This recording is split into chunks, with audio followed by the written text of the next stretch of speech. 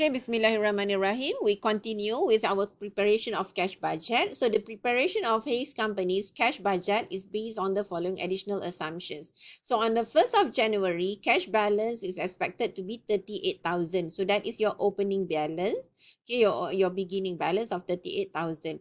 And then you wish to maintain a balance of at least 15,000. So if the figure or the ending balance is less than 13,000, is less than 15,000, then you have to top up so that it reaches 15,000, right? And then short-term investment securities are expected to be sold for 2,000 cash in the first quarter. Direct labor, 100% paid in the quarter incurred. Manufacturing overhead and selling admin expenses, all items except depreciation are paid in the quarter incurred. And then additional item number 6, management plans to purchase a truck in the second quarter for 10,000 cash. And then number 7, Hayes makes equal quarterly payment for its estimated 12,000 annual income taxes, and loans are repaid in earliest quarter when there is sufficient cash. 15,000 minimum required balance. So this one we have looked into just now, 15,000 minimum. This one, the balance of at least 15,000. So if there is a shortage of cash, then you will make loans, right? Okay, so how do you prepare your cash budget? So this is how you prepare your cash budget. You have it for your quarter 1, 2, 3, and 4. So you start off with your beginning cash balance. So this one given in the assumption number 3 or item number 3 just now, 38,000.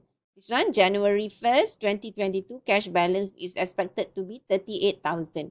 Okay, so that is your beginning cash balance of 38,000. Next, what about the collection from customers? And this one you've got from your sales value just now, from the sales that we have prepared. Remember, we have prepared the schedule for the collection from customers. So you just take these figures for all these 4 quarters from the schedule that you have prepared just now. Okay, collection from customers. Go to your collection from customers. So this one is your schedule of collection from customers just now that you have prepared.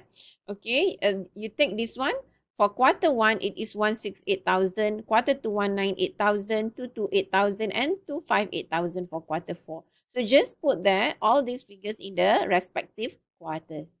So you have this one, 168, 198, 228, and 258.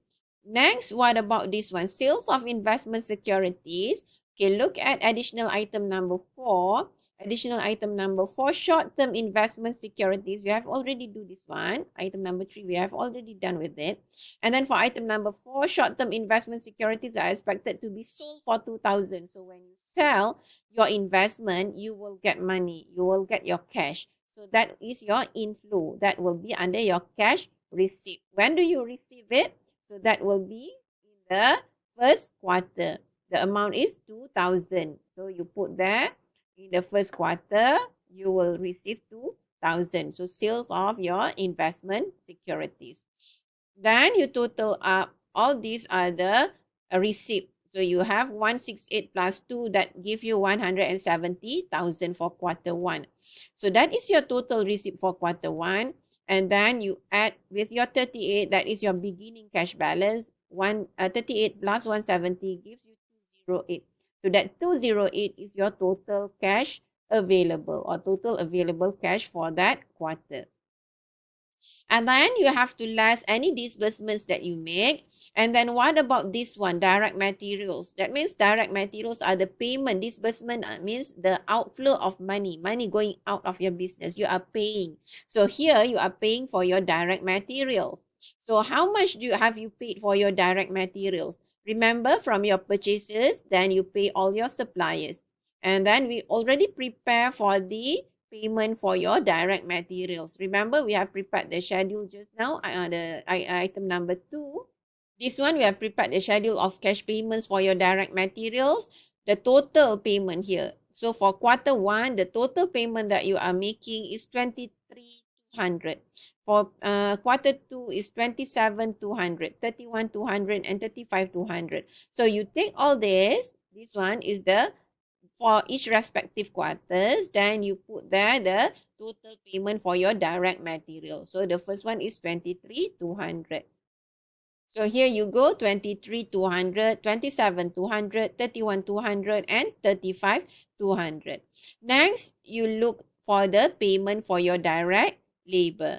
Okay, item number 5. So what about the direct labor? Direct labor, 100% is paid in the quarter incurred. So if you incur that labor in quarter 1, you make that payment. That means the outflow of money will be done also in quarter 1, and you pay 100% of it.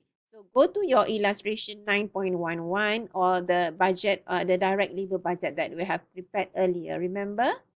So based on your direct labor budget, the total direct labor cost, okay, the total direct labor cost for quarter 1 is 62, quarter 2 is 72, 82, and 92,000. And then based on the assumptions made given to you, they are being paid in the quarter incurred. 100% of them will be 100% of this will be paid in the quarter incurred. That means if you incur 62,000, you will pay 62,000 is in the same quarter. So here you will have direct labor 62, 72, 82, and 92,000, okay, for your direct labor. What about the manufacturing overhead? Again, given in the question, the manufacturing overhead and selling admin expenses, all items except depreciation are paid in the quarter incurred. Again, same thing here, you pay in the quarter incurred. So this one 53,300, 56,300, and so on. The same goes with your selling and admin expenses, right? I just show you here the manufacturing overhead. How do you get this 53,300? So remember here, uh, all items except depreciation are paid in the quarter incurred. Why? Depreciation is a non-cash item, so you have to exclude your depreciation. Okay, so depreciation, you include in your cash budget all the cash item only. All the non-cash item, for example, depreciation is just an allocation. What is depreciation? Depreciation is the reduction in value of your asset. Okay, so if that depreciation is, there is no money, you are not paying anyone for that depreciation. So there is no outflow of money. So that's why when you prepare the cash budget, depreciation has to be excluded, or any non-cash item will be excluded. So go to your selling and admin expenses. Okay, sorry. So go to your manufacturing overhead. Okay, so illustration 9.12.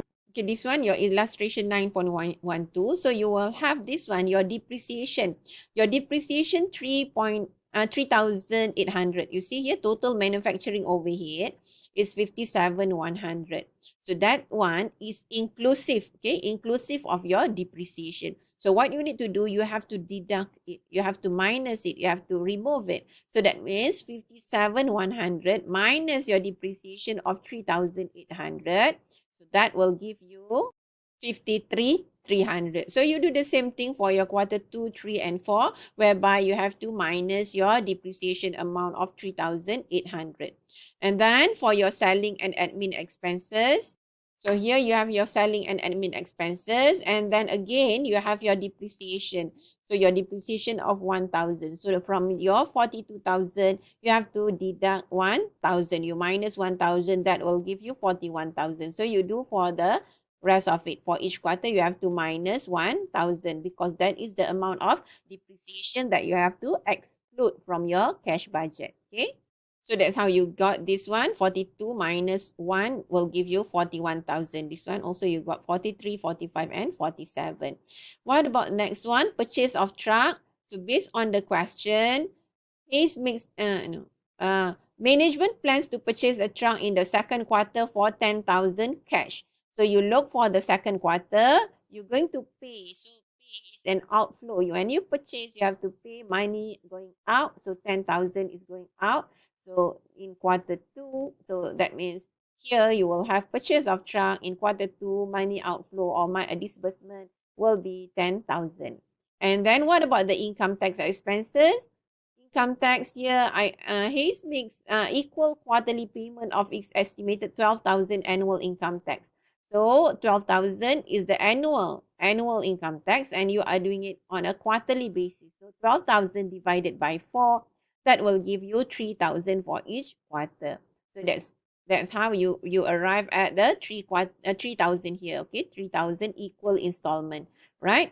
And then that's all you have for your total disbursement of 182,500. So you total all this, give you 182,500. Okay, your total available cash is 208,000.